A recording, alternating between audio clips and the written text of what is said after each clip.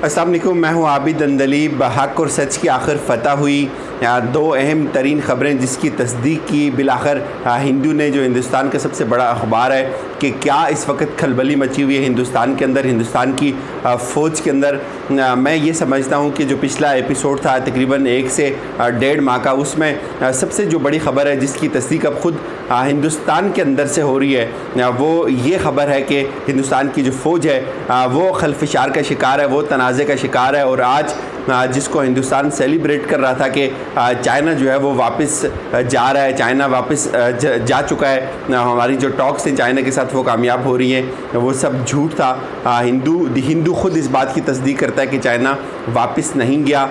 सिर्फ़ और सिर्फ ये बातों की हद तक मोदी अपनी कौम को जो है वो बेवकूफ़ बना रहा है। हिंदुस्तान की फ़ौज के अंदर बहुत ज़्यादा तनाज़ात जन्म ले रहे हैं। उसमें कुछ लोग ये यहाँ तक कहते हैं कि हिंदुस्तान के अगर अंदरूनी मसाइल इसी तरह से गंभीर रहेंगे तो ऐन मुमकिन है कि हिंदुस्तान से बहुत सारी रियासतें जो है वो अलग हो सकती है। जो झूठ बोला गया इससे पहले वो शायद हिंदुस्तान के अंदर के जो लोग थे वो उसको कबूल नहीं कर रहे थे, लेकिन अब भारत के अंदर से आवाज़ें उठना शुरू हो गई हैं। इससे भी जो बड़ी ख़बर थी अब से कुछ देर पहले, तो जो जॉन बोल्टन है उनका ये कहना है कि भाई आई एम सॉरी, हम कुछ नहीं कर सकते, आपको अपनी जंग खुद लड़नी होगी। वो जिन पे तकिया था वो पत्ते न सराहने आए। हिंदुस्तान जिस अमेरिका की पुष्पनाही की को बुनियाद बनाकर आंखें दिखाता था पाकिस्तान को और चाइना के साथ लड़ने की जो कोशिश कर रहा था, आज उसको वहाँ से भी मुंह की खानी पड़ी। वहाँ से भी उनको आज जो है वो एक तरह की सुटकी हुई है। दो टोक पैगाम है मेरे ख़्याल में जो CIA है उसकी तरफ से मोदी को कि आपको अपनी लड़ाई खुद लड़ना होगी, हम आपके साथ नहीं दे सकेंगे। फ़ौज के अंदर की जहाँ तक लड़ाई है उसमें मैं आपको बताऊं, शायद ये कश्मीरियों का सब्र है जो काम कर गया है। दी हिंदू, हिंदुस्तान का बहुत बड़ा अखबार, वो ये लिखता है कि जो हमें बताया जा रहा था कि चाइना वापस चला गया, जो हमें बताया जा रहा था कि हमारी जो टॉक्स हैं चाइना के साथ वो बड़ी सक्सेसफुल हो रही हैं, लेकिन वो सब का सब झूठ था। चाइना ने किसी जगह से मूव बैक नहीं किया, उन्होंने मूव बैक किया है, लेकिन उन्होंने अपनी ऑक्यूपेशन उस इलाके में नहीं छोड़ी। उन्होंने अपनी जो पोजीशंस थी उनको दूसरी जगह पे मुंतकिल किया, अपनी पोजीशंस को तब्दील किया है। पोजीशंस को तब्दील करने का उनका यही मतलब है, जो पहले भी मैंने अपनी वीडियोज़ में आपके सामने रखी थी बात, के उन्होंने अपनी पोजीशंस को शायद वेदर या रिवर के हिसाब से जो है वो तब्दील किया होगा, उन्होंने अपनी आप को एडजस्ट किया होगा किसी दूसरी जगह पे, लेकिन उसका कतन ये मतलब नहीं है कि उन्होंने उन जगहों को छोड़ दिया। ये हिंदुस्तान के अंदर जो है वो दी हिंदू वो लिखता है और उसके सोर्सेज ये बताते हैं कि चाइना ने प्रैक्टिकली अभी किसी जगह को नहीं छोड़ा। और फिर एक और इससे भी इम्पोर्टेंट बात वो ये है कि इससे पहले बड़े दावे किए जा रहे थे हिंदुस्तान की तरफ से, हिंदुस्तान की फ़ौज की तरफ से, हिंदुस्तान की मीडिया की तरफ से कि हमारी जो हमारे पास हमारी फ़ौज की इतनी ज़्यादा ताकत थी कि और मोदी के दौरे की वजह से जो है वो चाइना को वापस जाना पड़ा। ये दो वजह बताई जा रही थी। आज वही लोग बार बार ये कह रहे हैं जी कि नेक्स्ट लेवल की टॉक्स होंगी, नेक्स्ट लेवल की टॉक्स होंगी और नेक्स्ट राउंड होगा टॉक्स का। तो टॉक्स की ज़रूरत किसको है?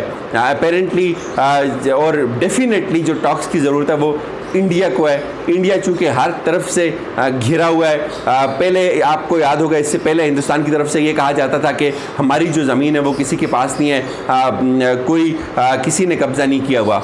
जब हिंदुस्तान के जो अंदर के जो लोग हैं अब वो इस बात को देखते हैं कि पहले हमें इन्होंने इस तरह से उल्लू बना के रखा, पूरी दुनिया को ये कहते रहे कि हमारी ज़मीन हमारे पास है, किसी चाइना ने कब्ज़ा नहीं किया, किसी की ऑक्यूपेशन में हमारी ज़मीन नहीं गई, हमारी ज़मीन हमारे पास है, हमारी फ़ौजें वहाँ पर मौजूद हैं।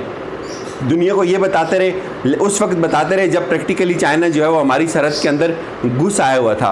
और उसके बाद जाहिर है इनको ये पूरी दुनिया को कैसे बताते कि हमारे साथ ये हो गया, इससे पहले इनका ये मौक़िफ़ था। और उसके थोड़े अरसे बाद जब वो सारी चीज़ें सेटेलाइट इमेजेस जो है वो सारी ज़ाहिर हुई तो उसके बाद उनको इस बात का ख्याल आया कि नहीं वो भाई हमारे साथ तो बड़ी बुरी होगी, पूरी दुनिया को पता चल गया चाइना तो हमारे अंदर घुस आया हुआ है। अब वो हिंदू अखबार उस बात की भी तस्दीक करता है कि पहले इन्होंने इस कौम को धोखे में रखा और आज हमें ये इस बात को तस्लीम करना पड़ता है कि हिंदुस्तान से बहुत बड़ा रकबा जो है वो उनका चला गया।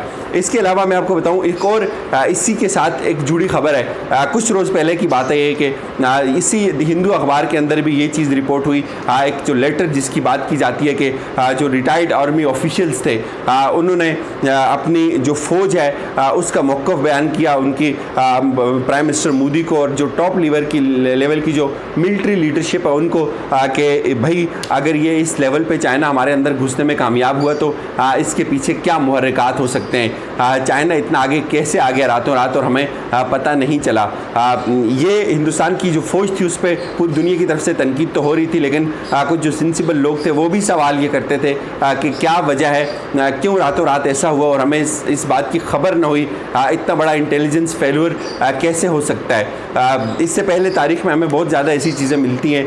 79 की वार रशिया और जो दूसरी पावर्स थी उनके दरमियान भी इसी तरह हुआ था कि रशिया को तो उनके साथ मुआहदा था, वो तो बड़े सुकून से बैठे हुए थे, लेकिन रातों रात जो है वो दूसरे जो पावर्स थी वो घुस आई थी वहाँ अंदर। और बिल्कुल ऐसे ही हुआ। आज जो हिंदुस्तान की जो फौजी हैं वो ये कह रहे हैं कि हमारा जो इंटेलिजेंस मॉडल था उसको हमें रीशेप करने की ज़रूरत है, उस पर हमें सोचने की ज़रूरत है। पहले इन्होंने पूरी कौम को बेवकूफ़ बनाया और आज ये कहने पे ये कह रहे हैं और आज ये बता रहे हैं कि भाई चाइना वापस चला गया, और प्रैक्टिकल हकीकत यह कि ना तो चाइना वापस गया है और हमें उनकी मिन्नतें करनी पड़ रही हैं। जो फ़ौजी हैं 144 से ज़ायद फ़ौजियों का बताया जा रहा है, उन्होंने बड़े तहफ़्फ़ुज़ात का इजहार किया फ़ौज की तरफ से कि बहुत जगहों पे हमने जो है वो अपनी फ़ौज को डिप्लाई किया हुआ है, मिलिट्री तनसीबात हैं। हालांकि जितने जो मामले हैं वो सियासी तौर पे भी शायद हल हो सकते हैं। ये एक जो उनकी फ़ौज है उसके अंदर इंतशार है कि हम किन किन सरहदों पे लड़ेंगे। एक तरफ हमें कश्मीर के अंदर आप लोगों ने डिप्लॉय किया हुआ है, तकरीबन 9 लाख से ज़ायद हमारी फ़ौज वहाँ है। दूसरी तरफ आप जो बॉर्डर खोल रहे हैं वो भूटान के साथ, ये नेपाल के साथ, और फिर अब चाइना के साथ आप खोल रहे हैं। कोरोना वायरस का जो है वो इस वक्त हिंदुस्तान के अंदर ये भी बताया जा रहा है रिपोर्टेडली पिछले 3 दिनों में 7 लाख से 8 लाख जो केसेस हैं वो वहाँ तक पहुँच चुके हैं। और हिंदुस्तान की जो फ़ौज है वो किस से लड़ेगी, ये उनकी फ़ौज के अंदर के तहफ़्फ़ुज़ात थे। लेकिन इससे भी एक जो डिफरेंट चीज़ है, जो हिंदुस्तान की आर्मी इस बात पे तकिया लगाए हुए बैठी थी कि शायद हमें S-400 सिस्टम मिल जाएगा रूस की जानिब से, हमें अमेरिका जो है वो बहुत ज़बरदस्त किस्म की एड दे देगा और हम बड़ी आसानी के साथ जो है वो चाइना के साथ लड़ने में कामयाब हो जाएंगे। तो आज वो लोग उनको ये कह रहे हैं कि नौबत इस बात पे नौबत यहाँ तक आ गई है कि आपको चाइनाज़ की गुड्स का और चाइना की एप्स का और चाइना की प्रोडक्ट्स का जो है वो बाइकआउट करना पड़ रहा है। प्रैक्टिकली आपकी डिप्लोमेसी इस हद तक फेल हो चुकी है। आपकी जो मिलिट्री टैक्टिक्स थे वो सारे के सारे फेल हो चुके हैं। आपके इंटेलिजेंस जो टैक्टिक्स थे वो सब फेल हो चुके हैं और अब आप इस लेवल पे आ गए कि आप उनकी गुड्स का बाइकआउट करें, और ये सबसे कमज़ोर तरीन जो है वो लेवल होता है और कमज़ोर तरीन दर्जा होता है। अब हिंदुस्तान का जो बड़ा समझा जाता था उसका मुआवन अफ़गानिस्तान के मामले में या दीगर, वो मोदी ये समझता था कि मोदी का जो मुआवन समझा जाता था वो ट्रम्प समझा जाता था। अफ़गानिस्तान में भी बड़ा कोशिश की ट्रम्प ने कि वो मोदी को एक रोल दे के जाए, लेकिन आज जो जॉन बोल्टन है उन्होंने बहुत वाशिगाफ लफ्ज़ों में कहा है कि आपको अपनी लड़ाई खुद लड़नी है, हम आपका इसमें कोई ताउन नहीं कर सकते, हम आपकी मदद इसमें नहीं कर सकते। ये जो सारी सूरत हाल थी, मेरे ख़्याल में ये एक तरह की चार्ज शीट है जो हिंदुस्तान की मोदी की जो डिप्लोमेसी थी। आज से जो 1 साल से ये जो सारा सिलसिला शुरू हुआ था कश्मीर को लेके, जिसमें ट्रंप ने बयान भी दिया था कश्मीर में आके, और उसके बाद से अब तक कि ये सबसे बड़ी डेवलपमेंट है।